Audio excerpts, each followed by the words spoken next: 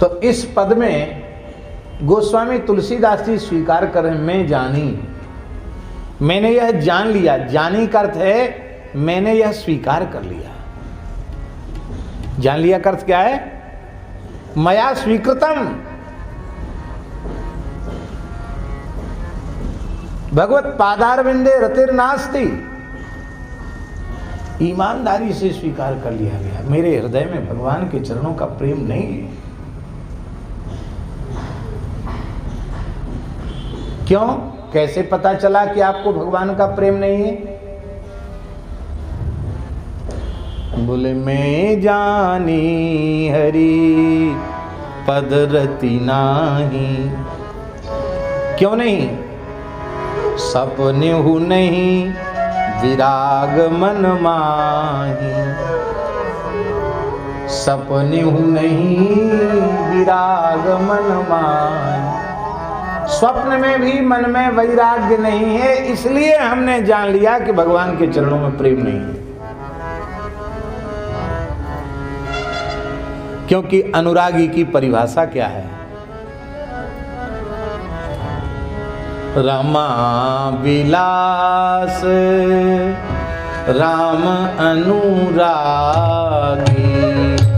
रमा विलास राम अनुरागी।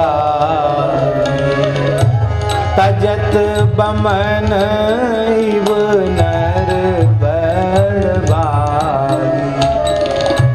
तजत बमन इव नर बड़भागी। रमा विलास राम लागी। रमा विलास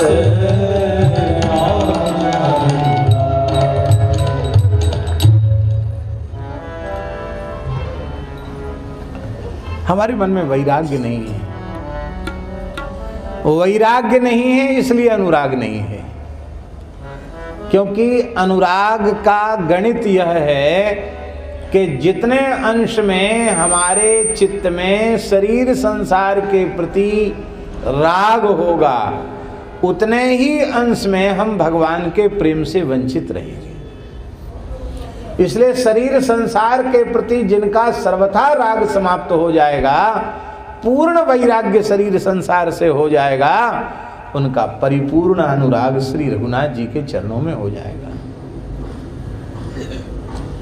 तो अभी हम शरीर संसार के व्यवहार से उदासीन नहीं हुए हैं, उपरत नहीं हुए हैं, उपरामता नहीं आई है।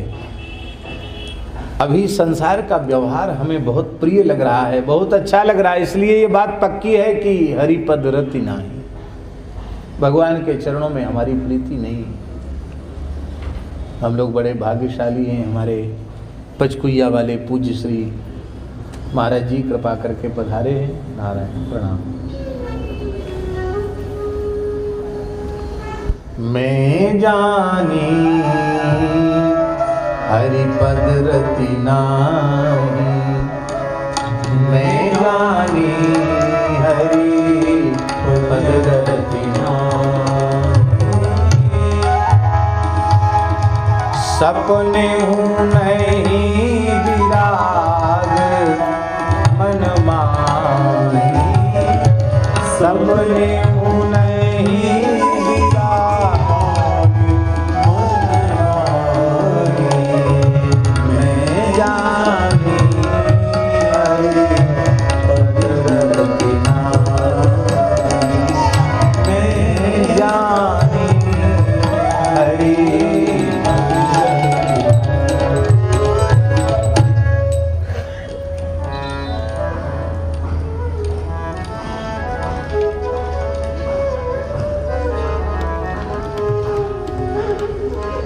वैराग्य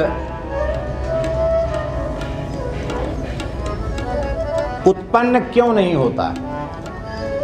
देखो बहुत ध्यान से और बड़े सावधान होकर सुने।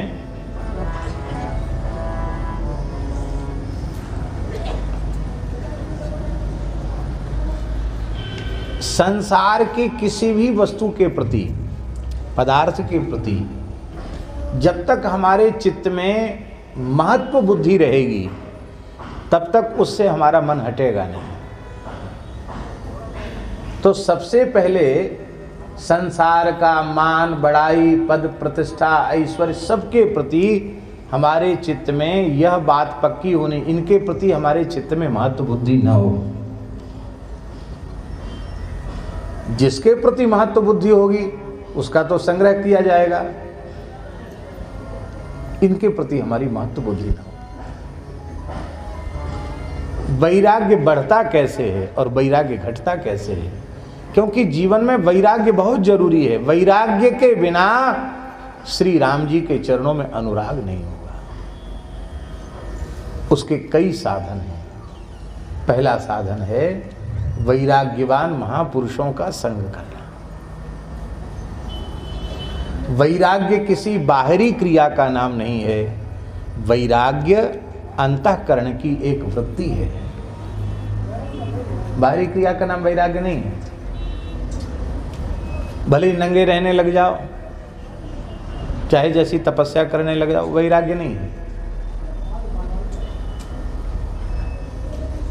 क्योंकि यदि उसका प्रयोजन लोक संग्रह है, लोक में हमारा यश हो, कीर्ति हो, मान बढ़ाई हो, प्रतिष्ठा हो, प्रसिद्धि हो, हमारे भगत चेत जाएं, तो क्या अर्थ है उसका? हम नंगे रहते हैं।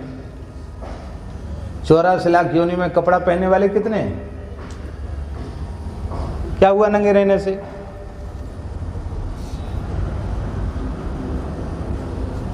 हम गुफा में रहते हैं, सर्प चूहा सब गुफा में ही तो रहते हैं। गुफा ही तो है, वो है क्या? गुफा में रहने से क्या हुआ? हम केवल फलाहार करते हैं। तोता तो फलाहारी ही होता है, शुद्ध फलाहारी होता है। और इतना बढ़िया फलाहारी भी होना मुश्किल है। हरी मिर्चा खा जाता है, कुछ नहीं, न नमक की जरूरत न मिठाई की जरूरत है।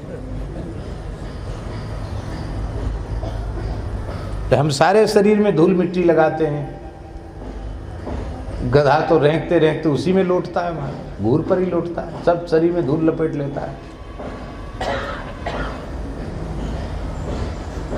अरे हम कुछ खाते पीते नहीं, हम तो केवल हवा पीकर रहते हैं। सर्प भी हवा पी करके लंबे समय तक जीवित रह जाते हैं। क्या लाभ हुआ? मूल बात इतनी है, शरीर संसार के प्रति कितना मन हटा, इससे कितना वैराग्य हुआ। जितना वैराग्य होगा उतना भगवान के चरणों में अनुराग होगा। सब कुछ त्याग कर भी वैराग्य नहीं होता और सबके बीच में रहकर भी वैराग्य हो जाता है।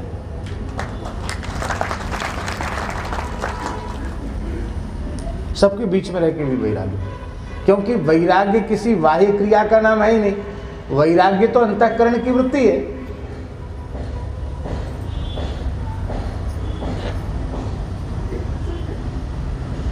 तो एक तो वैराग्यवान संतों का संग करे। देह गेह में आसक्त दुनियादारी वाले लोग, उनका उतनी ही देर संग करे जितनी देर कथा कीर्तन हो। क्योंकि उतनी देर बेचारे बोलते नहीं, चुपचाप बैठे सामने। बाद में एकांत में बैठ करके भजन करें, राम राम करें। राम राम न बने, पढ़ना न बने तो तान दुपट्टा सो जाए, चलो कोई बात नहीं, प्रपंच से तो बचा। संसार का व्यवहार, देह गेह में आसक्त विषयी पुरुषों का संग कम से कम करें। ऐसा नहीं, हमारे जैसी वेशभूषा में भी घोर विषयी पुरुष होते हैं, उनका संग भी नहीं करना। श्री मलुकदास जी की वाणी है,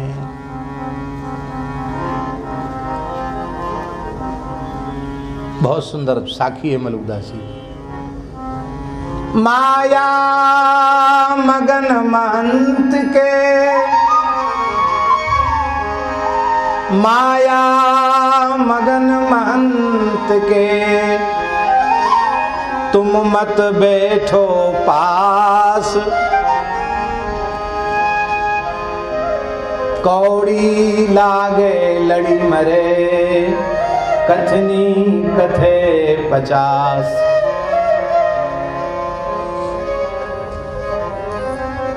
चाहे जितना बड़ा हो, क्या करना, अपने को क्या लेना देना। बड़े हैं तो राम राम, दंडोत प्रणाम।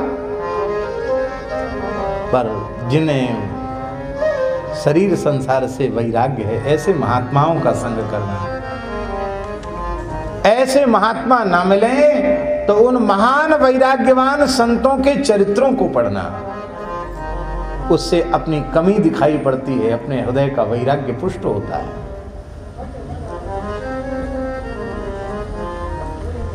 सदा सत्संग में रुचि रखना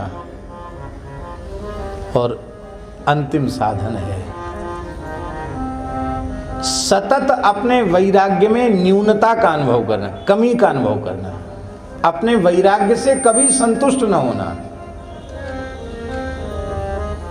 वैराग्य से संतुष्ट होने से वैराग्य घटता है, और वैराग्य से हम सदा असंतुष्ट रहें तो ये बढ़ेगा, तो उल्टी बात। और सब में संतोष करो, वैराग्य में संतोष मत करो। इसमें हमेशा अपनी न्यूनता देखते रहे, कहाँ वैराग्य है, कहाँ वैराग्य है, कहाँ वैराग्य। देख लो तुलसीदास जी को देख लो, सूरदास जी को देख लो, कबीरदास जी को देख लो, मलुकदास जी को देख लो, मीरा जी को देख लो, कहाँ संतुष्ट हैं अपने वैराग्य से। होते संतुष्ट तो ये कैसे कहते कि मैं जानी हरिपद रत नाही, सपने नहीं विराग मन माही।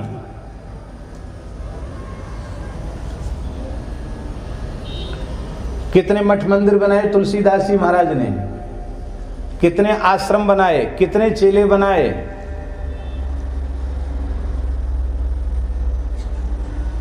बादशाह अकबर जिनके चरणों में नतमस्तक हो रहा है, दुआ की भीख मांग रहा है, तुलसीदास जी का चरित्र पढ़िए। ऐसा लोकोत्तर महापुरुष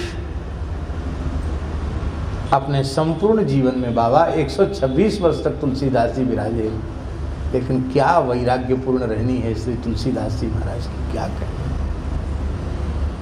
पर वे हमको बता रहे हैं कि ऐसा जीवन होने पर भी अपने वैराग्य से संतुष्ट मत हो, सपने हूं नहीं विराग मन माही, ये स्वीकार करो। हम अपने वैराग्य से असंतुष्ट हों। आपने कैसे समझा? क्योंकि जितने अंश में शरीर संसार के प्रति अनुराग होगा, उतने ही अंश में भगवान के चरणों के प्रेम से वंचित जीव रह जाएगा। क्योंकि जे रघुवीर चरण अनुरागे, जे रघुवीर चरण अनुरागे, तिन सब भोग रोग सम त्यागे, तिन सब भोग रोग सम त्यागे। मैं जाने हरि पद रतना, मैं जानी हरि पद रतना। भगवान श्री राम के चरणों में जिनका प्रेम है, वे सारे भोगों को रोग की तरह छोड़ देते हैं। कोई भी मनुष्य रोगी नहीं रहना चाहता, रोग का संग्रह नहीं करना चाहता है। रोग के त्याग से ही प्रसन्नता होती है। रोग के समान भोग का त्याग कर देते हैं।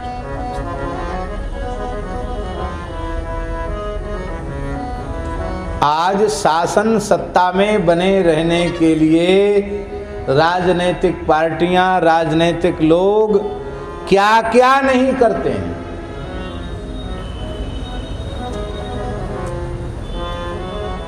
धर्म सदाचार तो कोसों दूर गया, क्योंकि धर्मनिरपेक्ष हैं।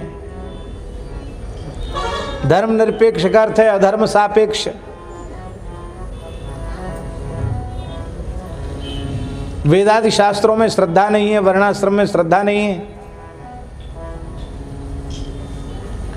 वे अपने राजनैतिक स्वार्थ की पूर्ति के लिए, बहुत ध्यान से सुने, अपने राजनीतिक स्वार्थ की पूर्ति के लिए मनुष्यता से भी बहुत नीचे उतर जाते हैं।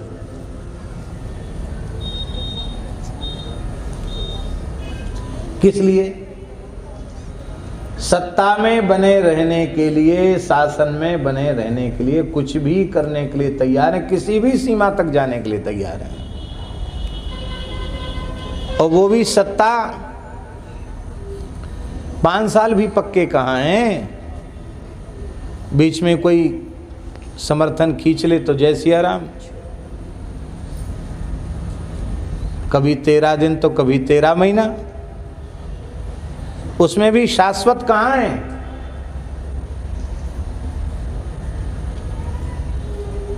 और वो भी केवल एक छोटा सा देश,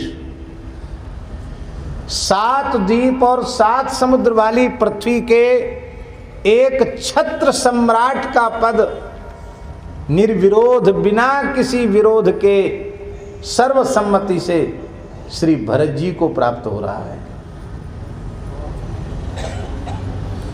तीनों माताएं समर्थन कर रही हैं, मंत्री समर्थन कर रहे हैं, सचिव समर्थन कर रहे हैं, सामंत समर्थन कर रहे हैं, वशिष्ठ जी आज्ञा दे रहे हैं। लेकिन जे रघुवीर चरण अनुरागे, तिन सब भोग रोग सम त्यागे।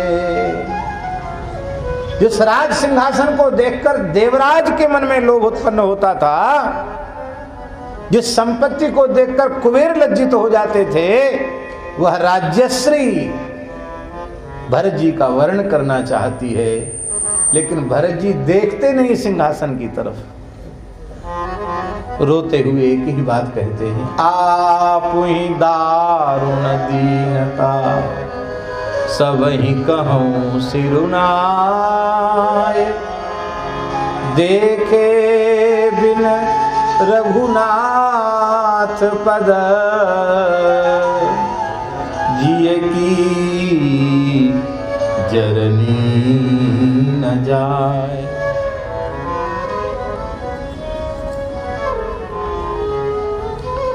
महर्षि भरद्वाज के आतिथ्य में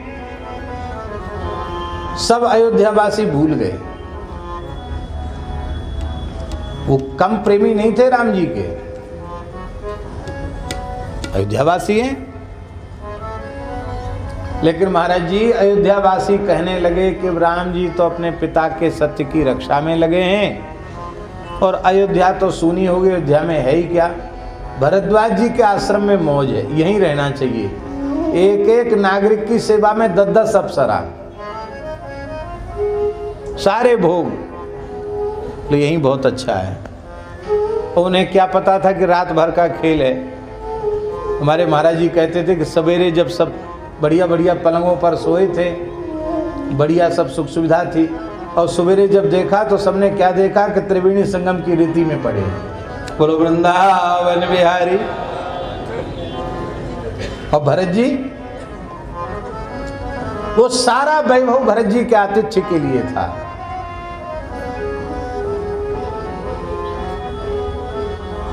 लेकिन चंचरी की जिमी चंपक भागा। भरत जी के चित्त पर कोई प्रभाव नहीं। संपत्ति चकई भरत चक, मुनि आय सुखिलवार, तेहि निसी आश्रम पीजरा, राखे भाविनुसार। सवेरा हो गया।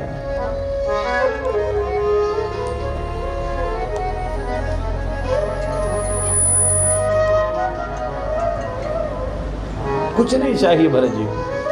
अर्थ न धर्म न काम रुचि, गति न चहो निर्वाण, जन्म जन्म रति राम पद, यह वरदान नाम। सीताराम चरण रति मोरे, अनुदिन बणौ अनुग्रह तोरे। ऐसा जीवन बने, ऐसा हृदय बने तो सिद्ध होगा प्रभु का प्रेम है। महाराज जी, पंडित श्री गंगादत्त जी ने एक बात बहुत अच्छी लिखी है। करौली वाले पंडित जी हमारे महाराज जी के बड़े मित्र थे, भागवत आए। वो भरत जी मनाने जा रहे थे जब चित्रकूट, तो सब अयोध्यावासी जा रहे थे। कुछ सूची सेवक वहां जो आज्ञा पालन में दृढ़ थे उनको छोड़ दिया, बाकी सब जा रहे थे। तो जो पिंजड़े में, स्वर्ण पिंजरों में जो तोता मैना बंद थे वो रो रहे थे। तो मैना रो रही थी तो तोता उसको समझा रहा था, बाबरी क्यों रो रही है? बोले रोऊं तो क्या करूं, देखो अयोध्यावासी कितने भाग्यशाली हैं, राम जी का दर्शन करने चित्रकूट जा रहे हैं। हम पहला ही कोई कर्म बिगड़ गया कि पक्षी योनि में आना पड़ा, उसमें भी हम बंधन में पड़े हैं, और अब चाह कर भी हम राम जी का दर्शन करने नहीं जा सकते। फिर अयोध्यावासी कितने प्रेमी हैं।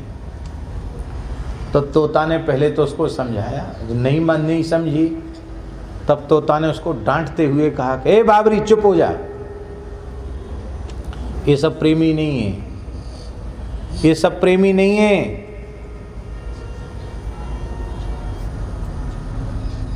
तो प्रेमी कौन है?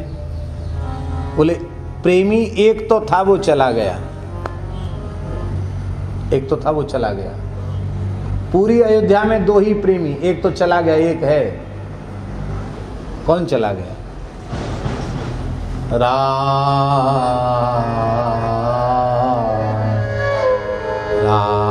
कही, राम कही, राम राम कही राम, तनु परिहर रघुवर विरह,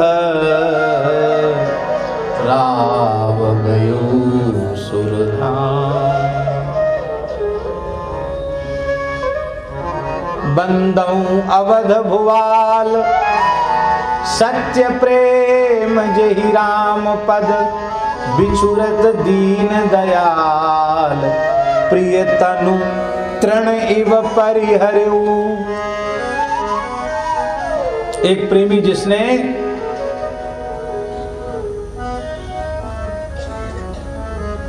प्राण दे दिए, अपने प्राणों को न्यौछावर कर दिया। और दूसरे प्रेमी भरत जी, जिनको यह वैभव अपनी ओर आकृष्ट नहीं कर पाया, आज्ञा भी नहीं बांध सकी, वे हाथ जोड़ के एक ही बात कहते, बस वे देखे बिन रघुनाथ पद, जिए की जरनी न जाए। तो मैना ने पूछा कि एक तो चले गए, एक हैं, तो ये बाकी इतनी भीड़ का किस बात की है? तो वो तोता बोला, ये तो सब पिछलग्गू हैं। क्या है? क्या है? पिछलग्गू हैं। भरत जी न जाते तो कोई नहीं जाता, सब यहीं धरे रह जाते। भरत जी के पीछे पीछे चल के जा रहे हैं, सब पिछलग्गू हैं। प्रेमी होना बहुत कठिन है।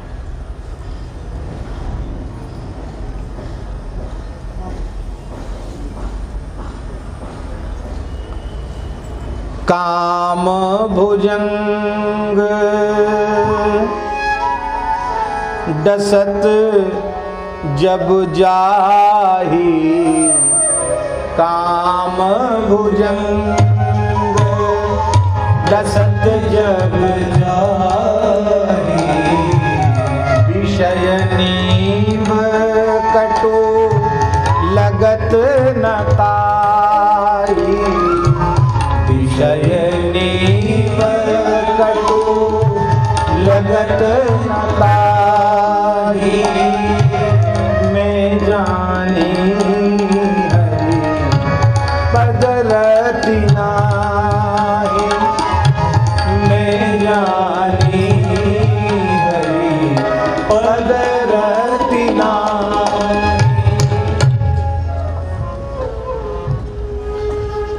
विषय रूपी भुजंग जब डस लेता है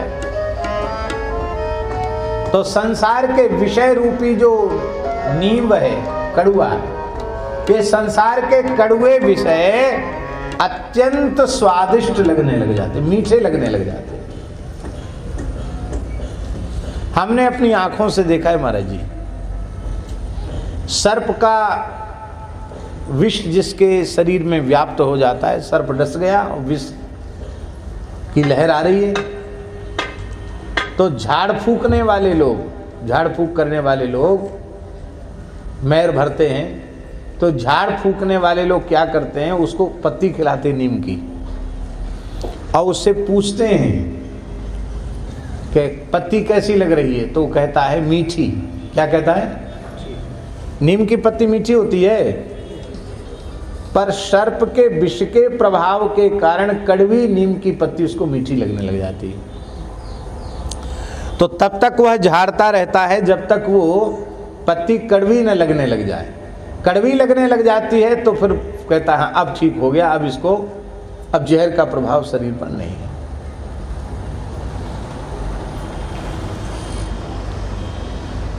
भगवान आदि शंकराचार्य ने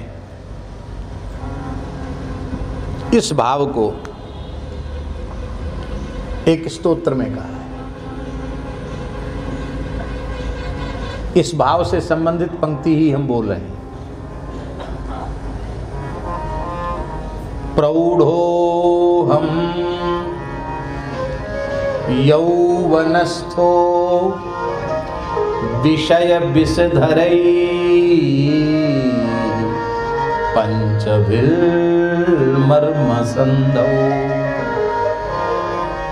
दष्टो नष्टो विवेकः सुत धन युवति स्वाद सौख्ये निषण्ण शैवी चिंता विहीनम मम हृदय महो मान गर्वाधिरूढ़म क्षंतव्यो मे पराधा शिव शिव शिव भो श्री महादेव शंभो। बड़ा प्यारा भाव है। प्रौढ़ोऽहं, जैसे ही मैंने प्रौढ़ अवस्था में प्रवेश किया, मैंने युवावस्था में पदार्पण किया, तो क्या हुआ? विषय रूपी भुजंग ने हमको डस लिया। इस विषय रूपी भुजंग के, ये कौन है? काम भुजंग। ये काम ही, कामना ही भुजंग है, विषय काम विषय ही भुजंग है। इसने हमको डस लिया। इस भुजंग के 5 फण हैं। कितने फण हैं? 5। इन 5 फणों का नाम क्या है? रूप, रस, गंध, शब्द, स्पर्श। ये 5 फण हैं इसके। विषय रूपी नाग के, काम रूपी नाग के ये 5 फण हैं। जैसे ही इसने डसा, डसते ही नष्टो विवेकः, काम रूपी 5 फण वाले विषय रूपी भुजंग के डसते ही हमारा विवेक नष्ट हो गया। क्या करना क्या नहीं करना, इसका निर्णय समाप्त हो गया।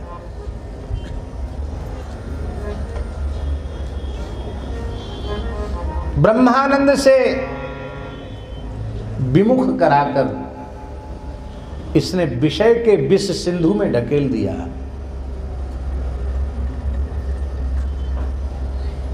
क्या किया? सुत, धन, युवती, स्वाद सौख्ये निषण्ण। बेटा बेटी का सुख, धन का सुख, युवती स्त्री के स्पर्श का सुख, इसमें निषण्ण, निषण्ण माने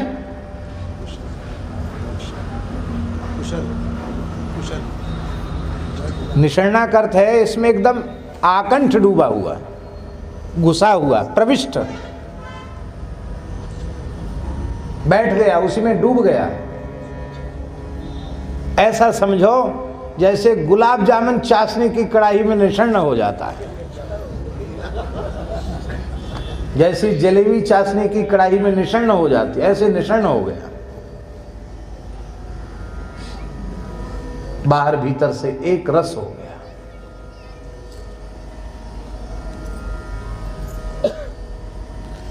स्वाद सौख्य, इनके स्वाद के सुख में मैं डूब गया। स्वाद सौख्य निषण्ण,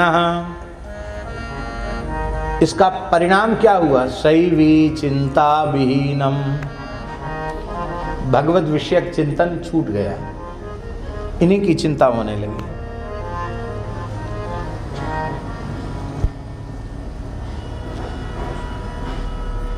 हमारे वृंदावन के रसिकाचार्य श्री हरिराम व्यास जी ने तो क्या कहा है?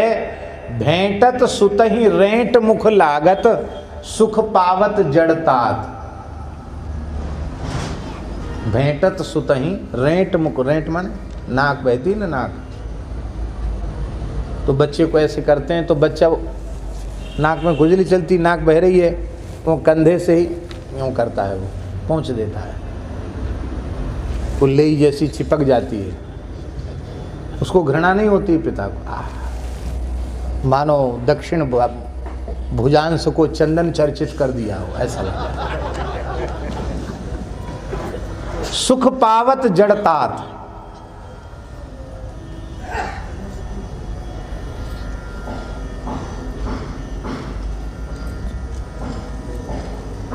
एक बैरिस्टर थे इलाहाबाद हाई कोर्ट के, ब्राह्मण देवता थे, जा रहे थे हाई कोर्ट में, जरूरी काम था। आज जैसे द्वादशी हो सकता द्वादशी ही होगी, तो द्वादशी को लोग जल्दी खिचड़ी बना लेते हैं। खिचड़ी क्योंकि अन्न से पारण होता है व्रत का, तो खिचड़ी ठीक है, हल्की भी रहती है। तो मैया ने खिचड़ी परोसी और वो बैरिस्टर साहब खिचड़ी पा रहे थे। तब तक उनका ही पोता, पुत्र का पुत्र आकर गोद में चढ़ गया। तो पूत को गोद में लेने से बड़ा सुख होता संसार के लोगों को, गोद में लिया। वो तो दिगंबर महानुभाव थे, छोटे से बालक दिगंबर ही थे। जंघा पर बैठ गए दोनों, टांग पसार के। एकाध ग्रास तो मुंह में दिया, तब तक उनको छोटे काम की इच्छा हो गई, पूछने की जरूरत थोड़ी। वहीं उन्होंने नल चला दिया, गरम गरम सीधी धार भोजन की थाली में गई। तो बड़े नाराज हुए, अरे तुम कहती थी गोद में ले लो, गोद में ले लो, देखो सब खिचड़ी खराब हो गई। तो उसकी माँ आई, अरे बोले पोता कौन का? तुम्हारा ही तो पोता है, क्या बिगड़ गया? इतना घी पड़ा खिचड़ी में, खिचड़ी फेंकना चाहते हो? उसने धीरे से थाली को ऐसे किया, वो निकाल दिया पानी, थोड़ी सी खिचड़ी भी निकाल दी और बोले खा जाओ। अरे बोले इसमें ये काम हो गया, कैसे खा जाएं? तो माई बोली, पूत को मूत प्रयाग को पानी है।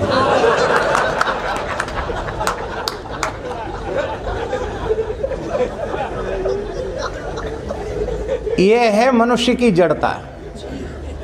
जूठन जेन भगत की खात, तिनके बदन सदन नरकन के, जे हरिजनन घिनात। संतों को देखकर घृणा उत्पन्न होती है, पर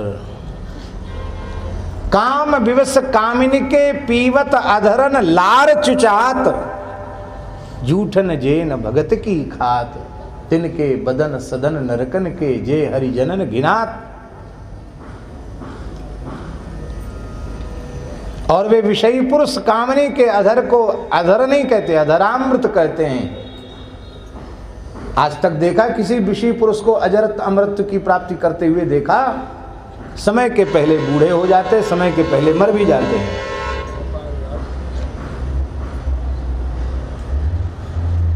ये है सुत धन युवती स्वाद सौख्य निषण्ण। मान गर्व ये सब आ गया। इसलिए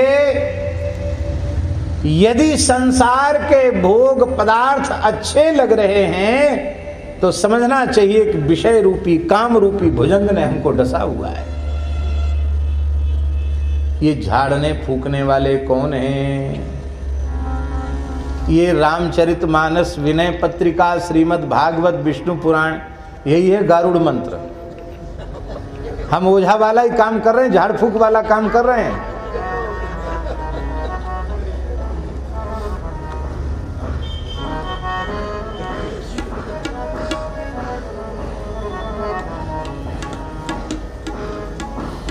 काम भुजंग डसत जब जाही, काम भुजंग डसत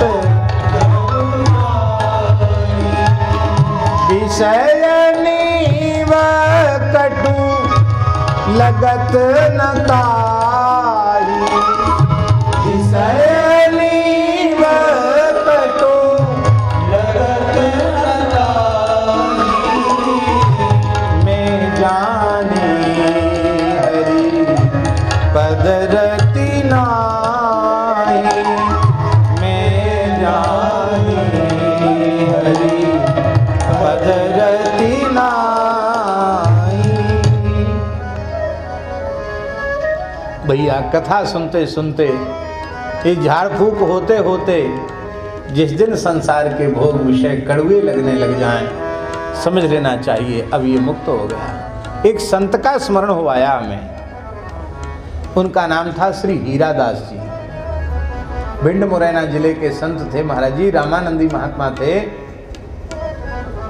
पहले वो गृहस्थ ब्राह्मण थे और बड़े जमींदार थे। तो उन जमानों में लाइट नहीं थी,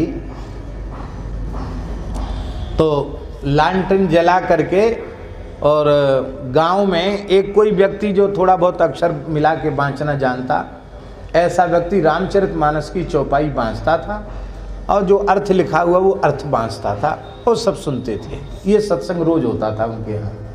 रात्रि में घंटा 2 घंटा थोड़ी देर कीर्तन और 1-1.5 घंटे कथा होती थी।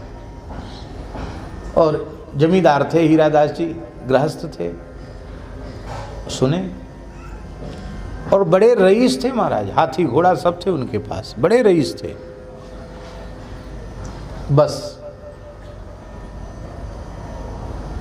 सुनते सुनते एक दिन वैराग्य हो गया। और जब हीरादास जी को वैराग्य हुआ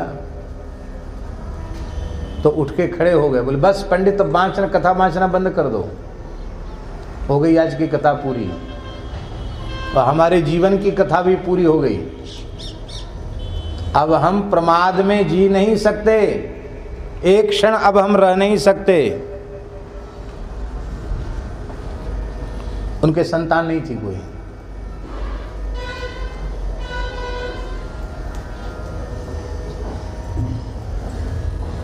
बोले जिसको जो चाहिए सो ले जाओ, लूट लो, जिसको जो चाहिए ले लो।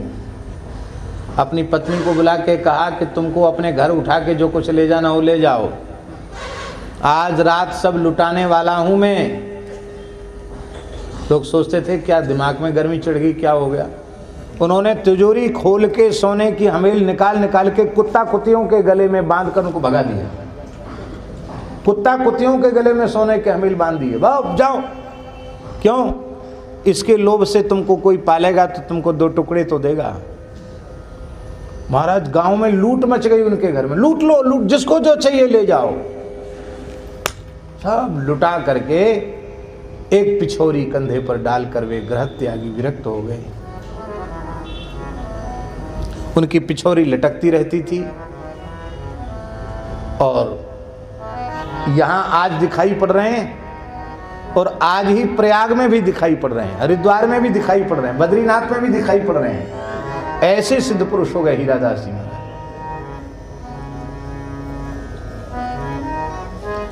उसी गांव में जाते थे जहां अखंड कीर्तन होता था, तब तक रहते थे जब तक अखंड कीर्तन चलता था। कीर्तन के बीच में ही पड़े रहते थे।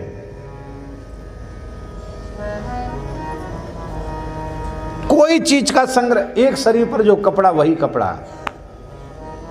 सर्व परिग्रह भोग त्यागा, कस्य सुखम न करोति विरागा। गोहद में एक बार बैठे थे हीरादास जी, बड़ी जोर से हंसे।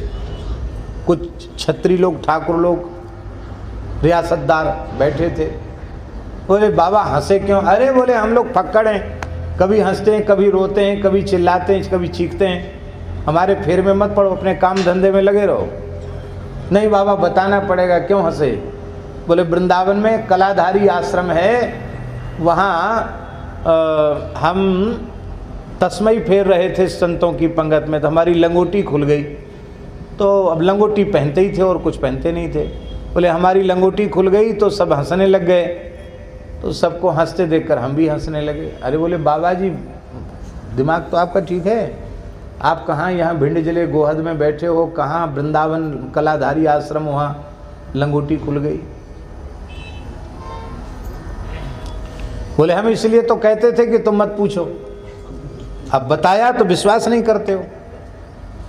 तुरंत उन्होंने घुड़सवार दौड़ाए वृंदावन। कलाधारी के उस समय के जो महंत जी थे उनसे पूछा, बोले भोला हीरादास जी 15 दिन से तो यहीं थे, उन्हीं की तरफ से रोज भंडारा हो रहा था। ये बात बिल्कुल सही है। तस्मई फेरते फिरते उनकी लंगोटी खुल गई। ऐसे सिद्ध पुरुष थे हीरादास जी। ये वैराग्य कैसे हुआ? ये वैराग्य हुआ कथा सुनने से। जब तक संसार के यथार्थ स्वरूप का बोध नहीं होगा तब तक संसार प्रिय लगता ही रहेगा, तब तक संसार से वैराग्य भला क्यों होगा? संसार के वास्तविक स्वरूप, इसकी दुख रूपता, इसके विनाशित्व, इसकी नश्वरता, इसकी स्वार्थपरता, इसका बोध भगवान के मंगलमय चरित्रों के श्रवण से ही होता है, सत्संग से ही होता है। जब ये कड़वे लगने लग जाएंगे भोग, तब इनको छोड़ना नहीं पड़ेगा, अपने आप छूट जाएंगे। अब एक बात और कह रहे हैं गोस्वामी जी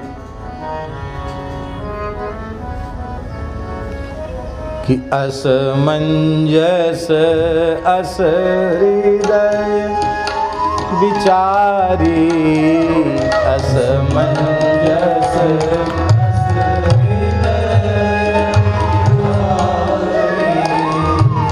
बढ़त सोच नित तन भारी, बढ़त सोच नित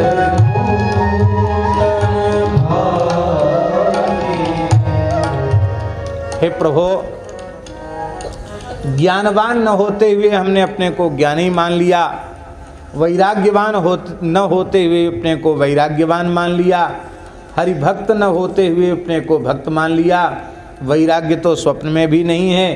काम रूपी भुजंग ने हमें डस लिया है, संसार के भोग हमें अच्छे लग रहे हैं, फिर भी हम अहंकार में डूबे हुए हैं कि अरे हम तो पूरा सप्तावर्ण भेद कर सीधे नित्य वैकुंठ गोलोक साकेत गमन करेंगे, हमारा रास्ता कोई रोकने वाला नहीं है।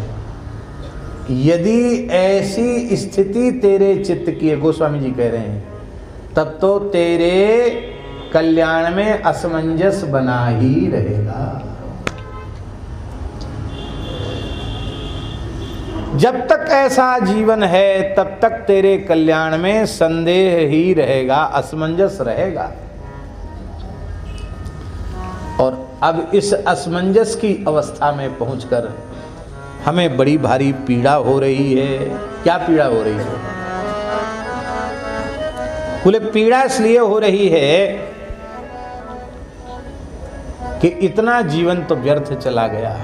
ये जीवन, इसके पिछले अनेकों जन्म व्यर्थ चले गए, ऐसे ही जन्म समूह सिराने, और ये मूल्यवान जीवन भी अब तक व्यर्थ चला गया। अच्छा एक बात बताओ, हमारे सहित आप सब जितने यहाँ बैठे हैं, किसके जीवन में कितना समय बाकी है कोई भी व्यक्ति निर्णय कर सकता है क्या? अभी बोलते बोलते हमारा बोल बंद हो जाए तो क्या करेंगे? एक क्षण की भी गारंटी कोई नहीं ले सकता। हाँ, ज्योतिष वाले कुछ लेते हैं, लेकिन हम उसके लिए पूछ रहे हैं एक बात। ज्योतिष वाले कहेंगे कि हम ठीक निकाल करके बता सकते हैं कि कितनी उम्र है, कितने दिन जियोगे, चलो हमने मान लिया। पर सुनामी लहर आई थी, सुनामी आई थी ना, तो जितने लोग उसमें लहरों में चले गए, हजारों की, पता ही नहीं चला कहाँ के कहाँ गए। उन सबकी जन्म कुंडली बनी थी, क्या सबके सब अल्पायु थे? बोलो। भूकंप आया था सौराष्ट्र गुजरात में, 4-4 मंजिल के मकान समाधिस्थ हो गए, 4-4 मंजिल जमीन के भीतर चले गए। वे सब मर गए थे, सब अल्पायु थे। इसका मतलब है ज्योतिष सत्य है, भगवान के नेत्र हैं, सब बात बिल्कुल सही है। लेकिन जब प्रलय आएगा तो सबकी कुंडली धरी की धरी रह जाएंगी। इसलिए गृहीत एव केशेषु मृत्युना धर्मम आचरेत। मौत ने हमारी चोटी पकड़ रखी है, ऐसा विचार कर भजन करना चाहिए। किसी के जीवन में कोई ठिकाना नहीं, कौन कितना जिएगा। गोस्वामी जी कहते इतनी उम्र बीत गई, अब पता नहीं कितना क्षण बाकी है। इस बात का शोक हो रहा है। क्या अब तक का हमारा समय व्यर्थ गया, इसका पश्चाताप हमारे मन में है? यदि अब तक के जीवन में जो कुछ घटित हुआ उसका पश्चाताप हमारे मन में होता तो हमारा वर्तमान जीवन सुधर जाता। लेकिन हमारा वर्तमान जीवन सुधरा नहीं, ढाक के 3 पात जैसे पहले थे वैसे ही अब बने हुए हैं। क्या लाभ मिला हमको? कोई लाभ नहीं मिला।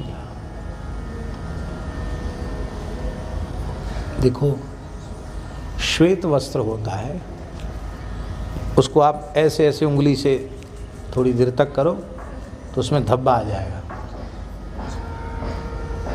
और काला कपड़ा हो, उसको ऐसे ऐसे नहीं, खूब रगड़ो हाथ से, कुछ नहीं होगा। सूरदासकारी कामर पे चढ़े ने दूजो रंग। ऐसे ही मनुष्य विमुख होते होते, भगवान से विमुख होते होते, विषय के पंख में डूबते डूबते इतना अधिक मलिन हो जाता है कि उसके मन में फिर पश्चाताप भी नहीं होता, शोक भी नहीं होता, नीचे से नीचे गिरता चला जाता, उसकी ग्लानि नहीं होती है। हमें अपने किए हुए पर पश्चाताप नहीं हो रहा है, ग्लानि नहीं हो रही है, ये हमारे जीवन का सबसे बड़ा दुर्भाग्य है। ऐसी अवस्था अपने जीवन में कभी मत आने दो कि हमें अपने ऊपर पश्चाताप भी ना हो सके, हम अपने आप पर पश्चाताप भी ना कर सकें। ऐसा अवसर जीवन में कभी मत आने दो। गोस्वामी जी कहते ये सब विचार कर रहे हैं तो मन चिंता और शोक से व्याकुल हो रहा है। नित्य नया सोच बढ़ता चला जा रहा है।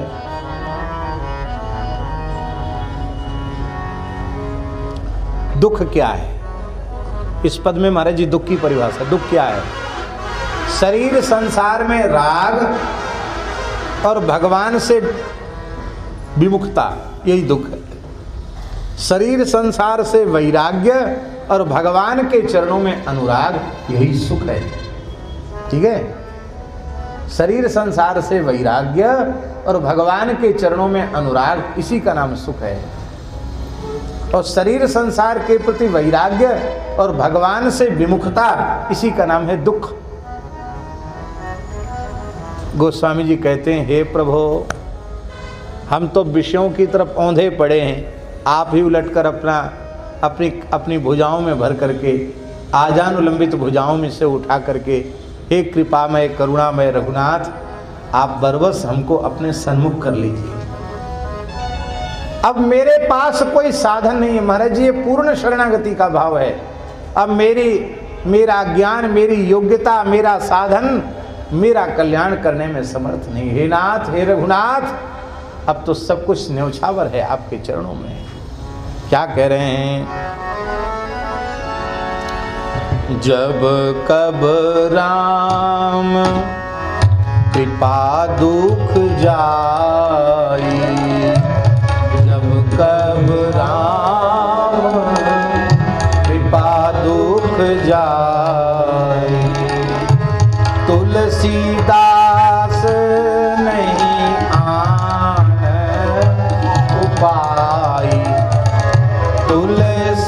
दास नहीं आन उपाय, मैं जाने हरि पद रति नाहि, मैं जाने हरि पद रति नाहि, मैं जाने हरि पद रति नाहि, मैं जाने हरि पद रति नाहि, मैं जाने हरि पद रति नाहि, मैं जाने हरि पद रति नाहि।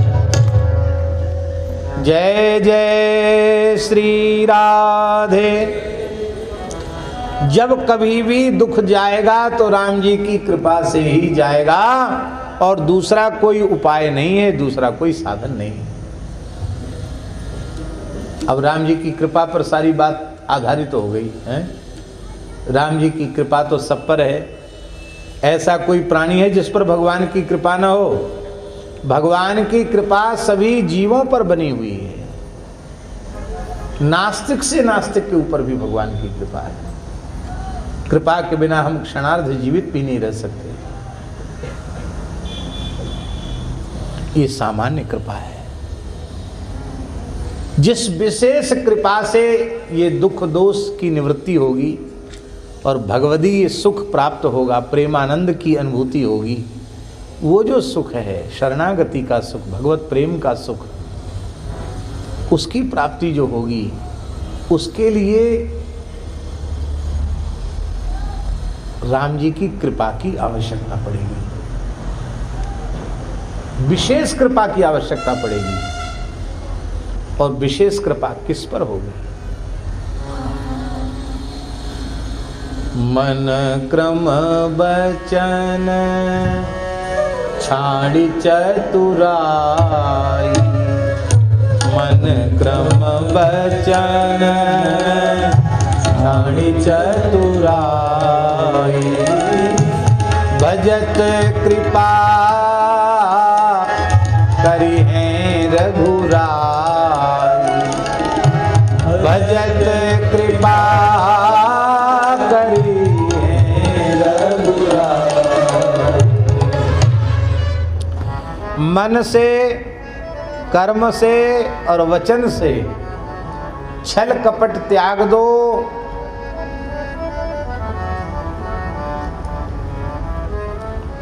और फिर भजन करो तो वह कृपा हो जाएगी जिस कृपा से विमुखता का दुख दूर होता है, वो कृपा हो जाएगी। क्योंकि इस पद के पहले पद में 26 में 126वें पद में अंतिम गोस्वामी जी ने क्या कहा था, कल आपने सुना।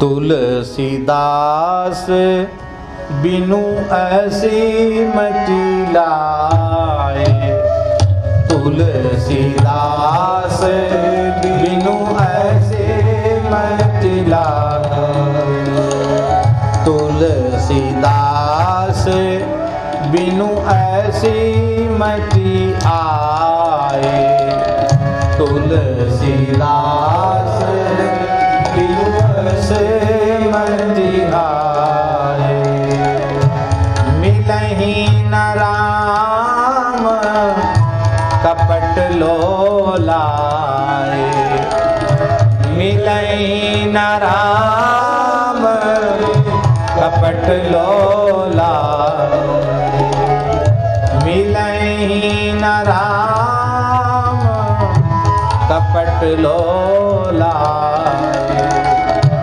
मिलहि न राम कपट लोलाए। कपट पूर्वक गुरु जी की सेवा करोगे, संतों की सेवा करोगे, गौ ब्राह्मणों की सेवा करोगे तो उससे स्वार्थ सिद्धि भले ही हो जाए, परमार्थ सिद्ध नहीं होगा।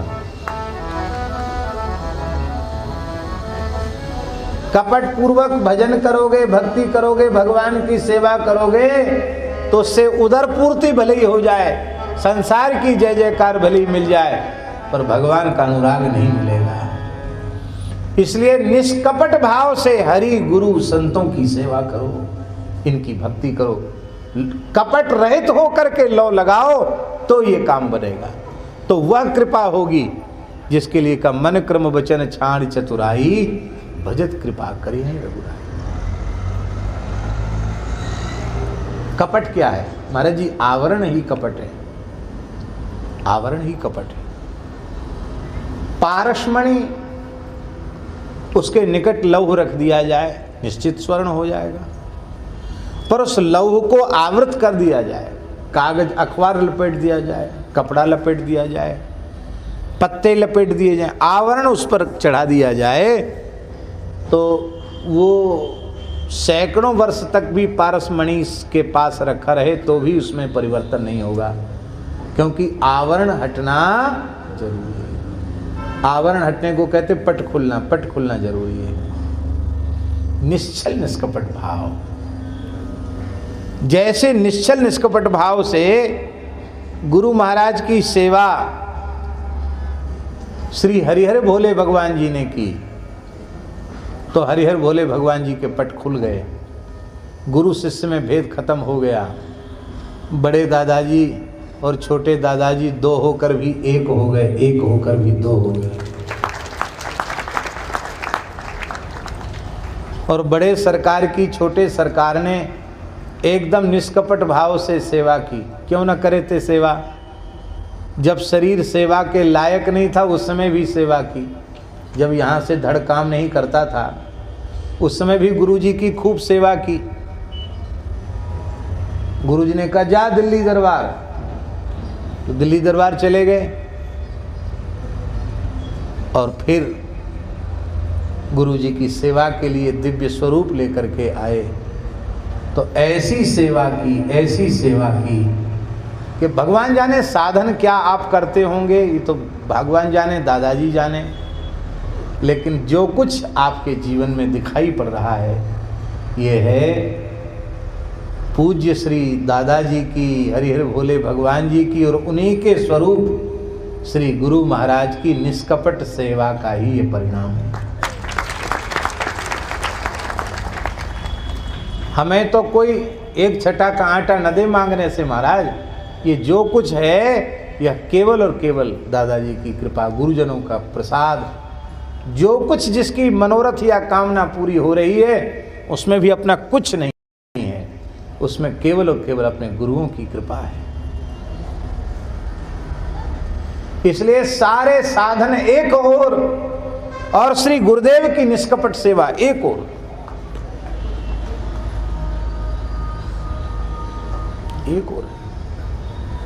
हरि सेवा 16 वर्ष, गुरु सेवा पल 4, तो भी नहीं बराबरी, वेदन कियो विचार।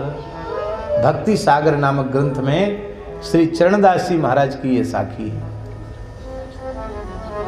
भगवान की सेवा 16 वर्ष तक और गुरुजी की 4 पल की सेवा, तो भी नहीं बराबरी, वेदन कियो विचार।